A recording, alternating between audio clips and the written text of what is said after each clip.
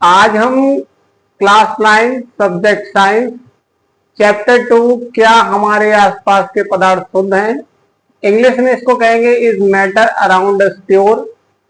Lecture number 12 को आज हम सीखेंगे, पढ़ेंगे। इससे पहले हम चैप्टर 2 के 11 लेक्चर कंप्लीट कर चुके हैं। ये हमारा लेक्चर नंबर 12 है। तो आज हमको क्या क्या पढ़ना है पहले हम उसके बारे में देख लेते हैं। और हमने जो कठिन वर्ड हैं जहां पर दिक्कत होती है तो उसके नीचे हमने लाल स्केच से अंडरलाइन भी कर दिया है, उनको ध्यान देंगे या उसको समझेंगे। तो पहला पॉइंट आज हमको पढ़ना है कोलाइडी विलयन की प्रावस्थाएं। इंग्लिश में इसको कहते हैं फेज ऑफ कोलाइडल सॉल्यूशन, इसके बारे में पढ़ना है। फिर एक पॉइंट है हमारा परिक्षिप्त प्रावस्था, जिसको कहते हैं डिस्पर्स्ड फेज, इसके बारे में पढ़ना है। फिर एक पॉइंट आता है परिक्षेपण माध्यम, जिसको कहते हैं डिस्पर्जन मीडियम, इसके बारे में पढ़ना है। फिर है कोलाइडी कणों का वर्गीकरण, क्लासिफिकेशन ऑफ कोलाइडल सॉल्यूशन, इसके बारे में पढ़ना है। कोलाइडी विलयनों के प्रकार यानी टाइप्स ऑफ कोलाइडल सॉल्यूशन, इसके बारे में पढ़ना है। और साथ में एक टेबल फॉर्म दिया गया है जिससे ऑब्जेक्टिव्स बनते हैं, तो वो आपको पढ़ना है। और साथ में हमने कुछ 2 नोट भी दिए गए हैं, तो नोट को भी अच्छे से पढ़ेंगे। पहले आप इसका एक स्क्रीन शॉट ले लें और फिर हम स्टार्ट करते हैं। ठीक, चलिए स्टार्ट करते हैं। तो आज हमारा पहला पॉइंट है कोलाइडी विलयन की प्रावस्थाएं। प्रावस्थाएं का मतलब कौन कौन सी अवस्थाएं हैं।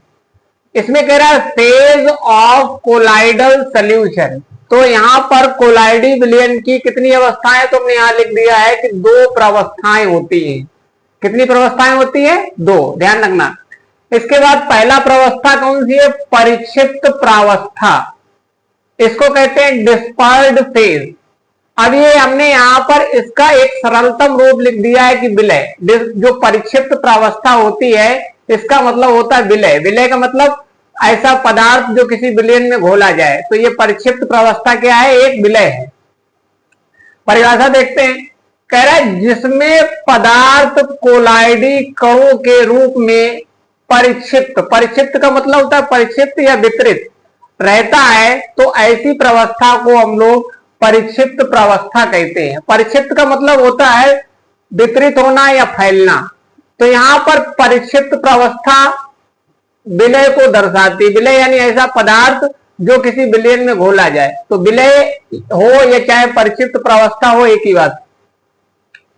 दूसरा हमारा पॉइंट आता है परिक्षेपण माध्यम, जिसको कहते हैं डिस्पर्जन मीडियम। अब यहां पर हमने सरल भाषा में लिख दिया है परिक्षेपण माध्यम। माध्यम यानी जिसमें पदार्थ घोला जाए, तो उसे क्या कहते हैं हम लोग? विलायक। विलायक का मतलब जिसमें पदार्थ घोला जाए। तो जो परिक्षेपण माध्यम होता है, शुद्ध शब्दों में समझे, उसका मतलब होता है विलायक। अब यहां इसका परिभाषा देखते हैं। कह रहा सतत प्रावस्था। सतत का मतलब होता है लगातार होने वाला। सतत प्रावस्था जिसमें अन्य प्रकार के कण परिक्षिप्त रहते हैं, यानी ऐसी प्रावस्था या ऐसी अवस्था जिसमें अन्य प्रकार के कण परिक्षिप्त रहते हैं। परिक्षिप्त का मतलब वितरित रहते हैं या फैले रहते हैं। एग्जाम्पल के तौर पे समझिए जरा। कह रहा है जैसे दूध में बसा, जैसे दूध होता है तो दूध में बसा का द्रव के चारों ओर परिक्षिप्त होना। जैसे दूध में जो बसा होती है वो चारों तरफ परिक्षिप्त का मतलब फैली रहती है। फिर उसको हम निकालते हैं बाद में अपकेंद्रण विधि द्वारा, तो बात की बात है, पहले यहां देखेंगे। कह रहा दूध में बसा का द्रव के चारों ओर परिक्षिप्त होना। तो ये किसका उदाहरण है? एक परिक्षेपण माध्यम का। ठीक है, आगे चलते हैं।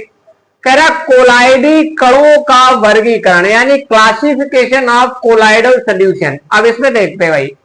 कह रहा है कोलाइडी विलयनों का प्रकार, टाइप्स ऑफ कोलाइडल सॉल्यूशन कितने प्रकार का होता है? 8 प्रकार का। तो हमने लिख दिया कि कोलाइडी विलयनों के प्रकार कितने हैं? 8 प्रकार। अब इसमें हमने कुछ टेबल फॉर्म बनाया है जिससे आपको चीजें अच्छे से समझ में आ जाए। तो पहला हमने यहां लिखा है हेडिंग में परिक्षिप्त प्रावस्था। परिक्षिप्त प्रावस्था का सीधा मतलब समझेंगे विलय पदार्थ। उसके बाद हमने लिखा है परिक्षेपण माध्यम। परिक्षेपण माध्यम का सीधा मतलब समझेंगे विलायक, यानी जिसमें पदार्थ को घोला गया है। उसके बाद हमने लिखा है प्रकार, कैसा प्रकार बनता है।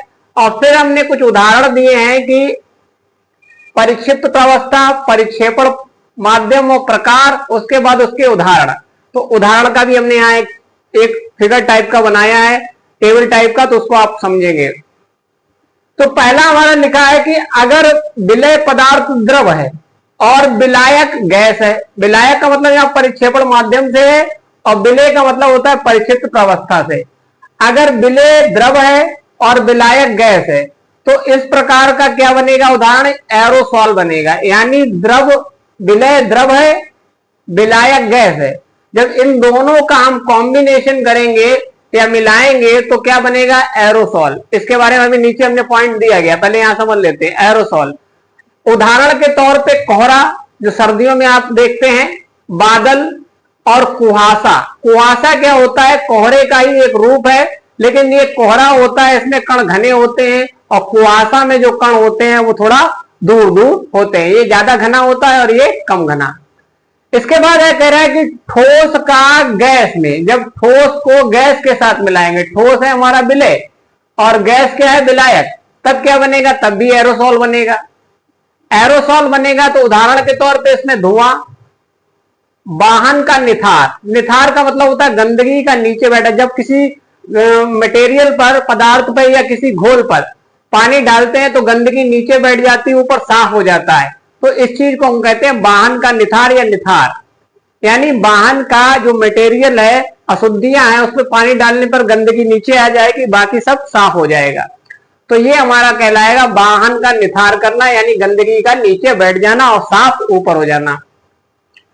फिर इसके बाद कह रहा है गैस का द्रव के साथ, जब गैस का द्रव के साथ बनेगा तो उसे कहेंगे फोम या झाग भी कह देते हैं। तो शेविंग क्रीम इसका एक उदाहरण है।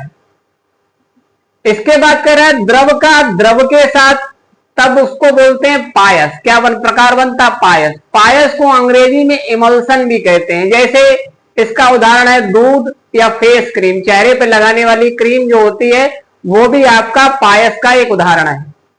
इसके बाद कह रहा है ठोस का द्रव में विलयन, सॉल्व बनाएगा। इसे कहते हैं milk of magnesia. Milk of magnesia एक दवा होती है जो जलन में काम आती है। अगर सीने में जलन होती है या पेट में जलन होती है तो मिल्क ऑफ मैग्नीशिया दिया जाता है। जो आपने डाइजिन सीसी पी है उसमें मिल्क ऑफ मैग्नीशिया होता है। और इसमें उदाहरण लिया है हमने कीचड़ का। इसके बाद कह रहा है गैस का ठोस में, तो उसको भी फोम कहेंगे। जैसे फोम हो गया हमारा झाग, रबड़, स्पंज और प्यूमिस। प्यूमिस का एक उदाहरण है ये पत्थर का, ज्वालामुखी विस्फोट के समय ये पत्थर निकलता है तो इसको नाम दिया गया प्यूमिस, एक प्रकार का पत्थर है। इसके बाद कह रहा है द्रव का ठोस में, इसको कहते हैं जेल। जेल खाया है या जेली, तो ये हो गया। इसमें जेली, पनीर और मक्खन, ये सारे उदाहरण आएंगे।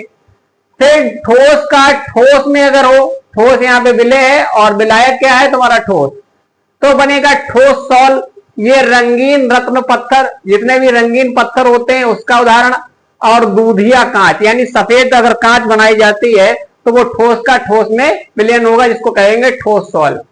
तो यहाँ पर ये पॉइंट हो गए। अब हमने नीचे कुछ नोट दिया गया है जिसमें आपको चीजें समझ में आएंगी। एरोसॉल क्या होता है, एल्कोसॉल क्या होता है, बेंजोसॉल क्या होता है, तो इन सारी चीजों को पढ़ना है। तो पहला पॉइंट पढ़ते हैं नोट में।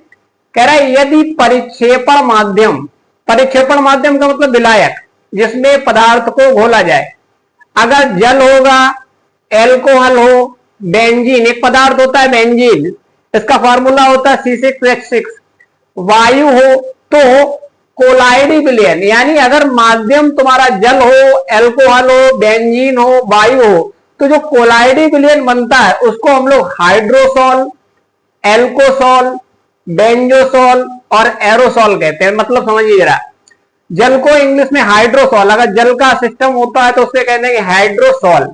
अगर एल्कोहल का सिस्टम है तो उसको कहेंगे एल्कोसॉल।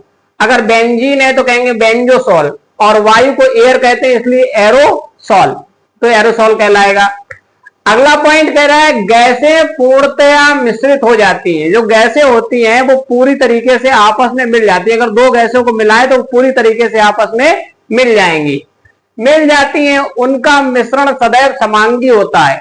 अगर आपस में पूरी तरीके से मिल गई तो मिश्रण कैसा बनेगा? समांगी बनेगा। और ये कोलाइडी विलयन नहीं बनाती है, तो ये कोलाइडी विलयन नहीं बनाएंगे, लेकिन मिश्रण जो बनेगा वो कैसा होगा? समांगी होगा।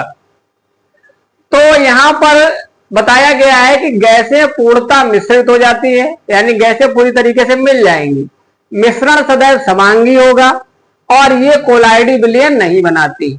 तो यहां पर ये पॉइंट हो गए। तो आपको ये चीजें समझ में आया होगा। आइए फिर से एक बार रिकॉल करते हैं, पूरा समझते हैं। ध्यान देना जरा एक बात फिर से।